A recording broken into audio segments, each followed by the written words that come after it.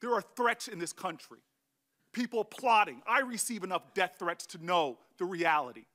Democratic Senator Cory Booker absolutely unloaded on Homeland Security Secretary Kirstjen Nielsen for saying that she didn't remember hearing Trump's shithole remark. Now, I never did a video on Trump's whole shithole thing because I tend not to do videos on something that I could just say in a tweet. And Trump's comments were clearly racist. Now, I think it is important to kind of explain what part of the comments were racist.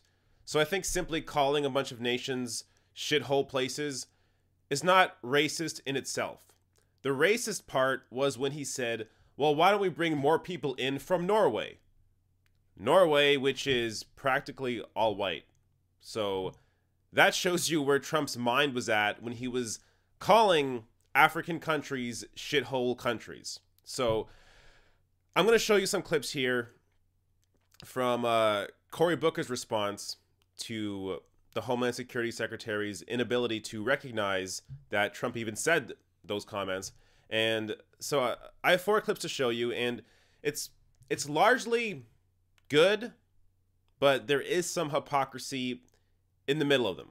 So I'm going to address the hypocrisy, but also give Cory Booker credit where it's due. So here's the first clip.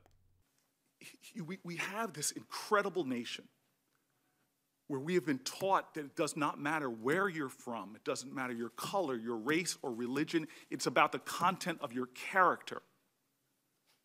It's about your values and your ideals.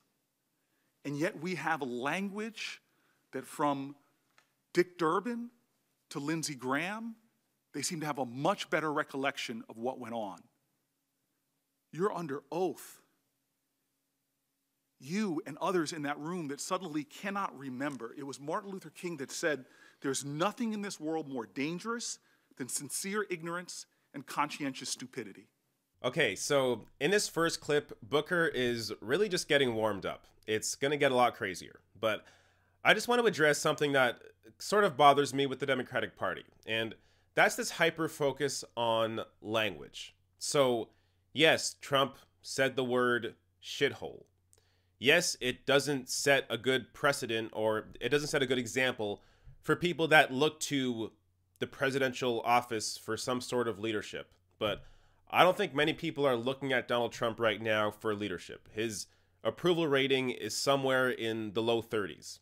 So the focus here from the Democratic Party should be more on policy.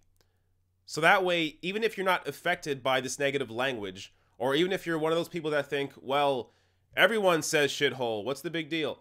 At least that person could then see your argument when you attach whatever Trump is saying to actual policy. And actually, Cory Booker is going to sort of get to that later on. So let me first play the second clip, which has a lot of good in it, but I also have some issues with what Booker's saying. So here it is. Our greatest heroes in this country spoke out about people who have convenient amnesia or who are bystanders. King said, a man dies when he refuses to stand up for that which is right. A man dies when he refuses to stand up for justice. A man dies when he refuses to take a stand. Elie Wiesel says, we must take side. Neutrality helps the oppressor, never the victim. Silence encourages a tormentor, never the tormented. Gandhi said, silence becomes cowardice. Cowardice when the occasion demands speaking out like Lindsey Graham did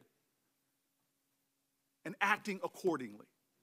All right, so in this clip, Booker starts off by saying, our greatest heroes in this country spoke out about people who have convenient amnesia or who are bystanders. And he references some strong quotes to back up his argument. Now, Booker, while the things he's saying is great, and I agree with him, and they're strong quotes, the problem is he might not be the right messenger to give them. So I'll give you a couple examples. So this first one from MLK that he quotes says, the man dies when he refuses to stand up for that which is right. A man dies when he refuses to stand up for justice. A man dies when he refuses to take a stand. So then why, Senator Booker, did you join the GOP in blocking the effort to end drug price gouging? Oh, Maybe it was because you were accepting massive donations from the pharmaceutical industry. Which is also the same reason why Wall Street loves you, because you stand up for them, and not what is right for the vast majority of people. But I'm not just here to spit venom, because he also said a man dies when he refuses to stand up for justice. And to be fair, Booker has called for the end of private prisons, and wants to legalize recreational cannabis. But Booker also used the quotes, "We must take sides. Neutrality helps the oppressor." And Gandhi said silence becomes cowardice when the occasion demands speaking out. Advice that Senator Booker wasn't taking a year ago when he was silent on Betsy DeVos. In the past few weeks, several Democrats have attacked Betsy DeVos, Trump's nominee for Secretary of Education. However, Booker refused to comment on her nomination because he served on the board with her at the Alliance for School Choice, an anti-union, pro-charter school educational organization. That is, of course, until he was pressured into voting against her as a way to align with every Democrat in the Senate, which surprised the teachers' union, who had spent years fighting Booker on his love of charter schools. Okay, I think I've been enough of a critic. Now, let me play some clips where, honestly, Cory Booker has a great performance, and he makes a number of strong points. When the commander-in-chief speaks or refuses to speak, those words just don't dissipate like mist in the air. They fester. They become poison. They give license to bigotry and hate in our country.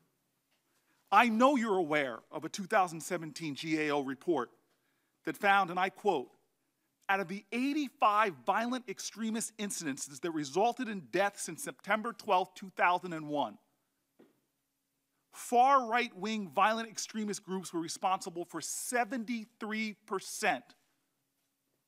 When I go through the Black Belt in the South, when I'm in Atlanta, black churches in Newark, they're concerned about jihadist Islamic terrorism. We watched the Twin Towers from Newark go down.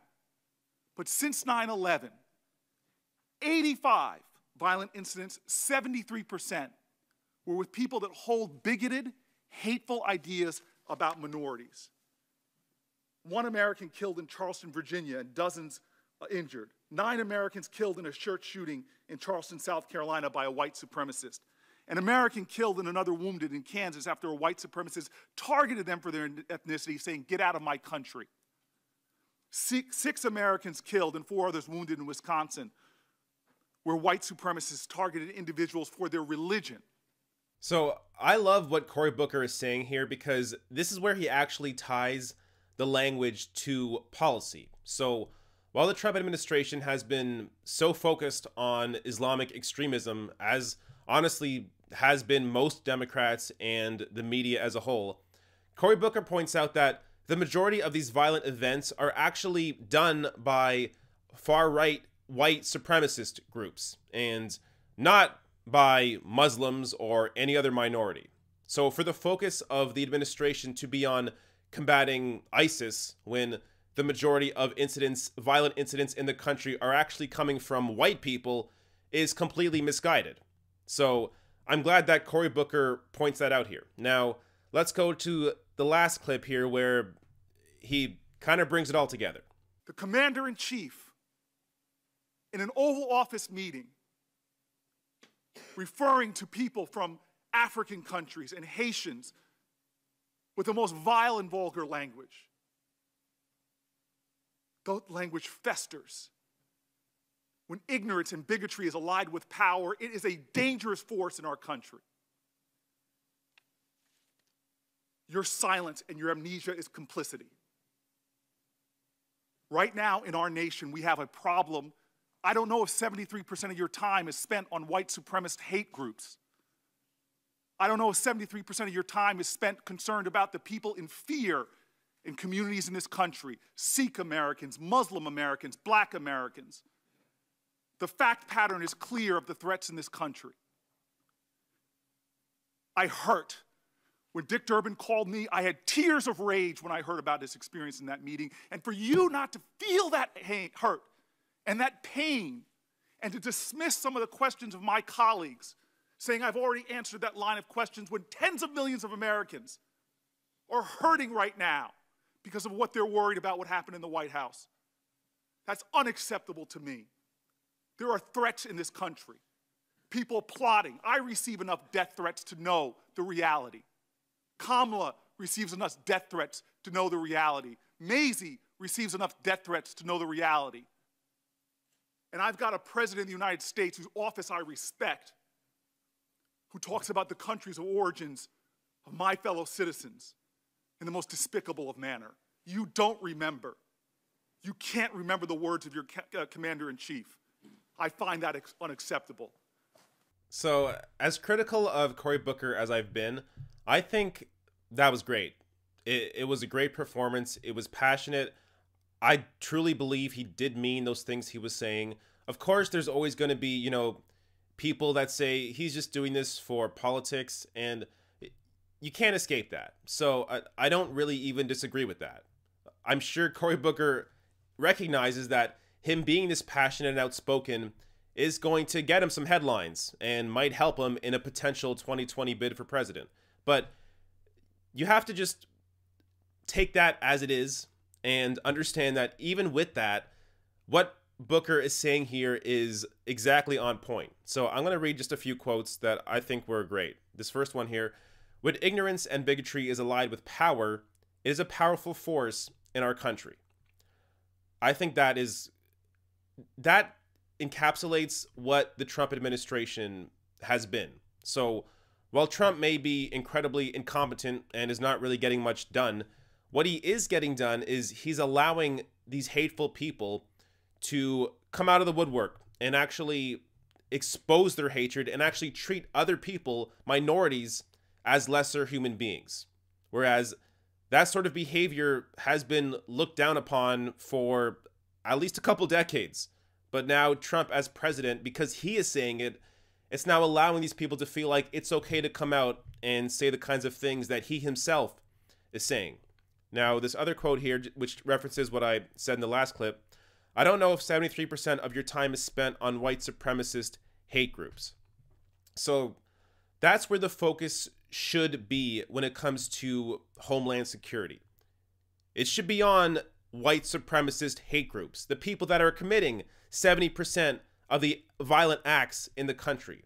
The focus should not be on Muslims or any other minority. It should be on who is actually doing the violence, and that's white people. Now, the last quote here, I want to just, not really a quote, but he talks about death threats. And I think that's a reality that a lot of us aren't really all that aware of or even really think about. That these senators put themselves, because they're in the limelight, they are a magnet for death threats, especially if you are a minority and you are standing up for the rights of marginalized people. So that's just something that I think it's good to be aware of, that these people are under immense pressure and do face death threats. Now, that doesn't excuse when, Cory Booker stands up for Wall Street, but it is something to keep in mind that these are not just regular people. These are people that are under extreme circumstances that most of us don't have to deal with. Now, just to end here, I do think that, sure, there was some hypocrisy in that speech, but we should encourage this sort of behavior. This is what the Democratic Party doesn't have enough of, and that's passion. Actually fighting for real people, fighting for the issues, and then also tying it to policy, as Cory Booker did in that speech there. So whatever, disagreements you have with Booker in terms of what he's done in the past, whether it's with Big Pharma or Wall Street or whatever it is, just keep in mind that it's okay to also give credit where it's due. So when Cory Booker comes out and he says great things like he did here and gives a great performance and, gives a reality check to the Trump administration, it's okay to say, good job, Cory Booker. And, you're not going to lose credit just because you give praise to somebody that you normally may disagree with. So me personally, I can disagree with Cory Booker as a neoliberal Democrat, but at the same time, I can say he was passionate here and showed the kind of leadership that most Democrats, at least in terms of, speaking out against the Trump administration, aren't showing. So credit where it's due.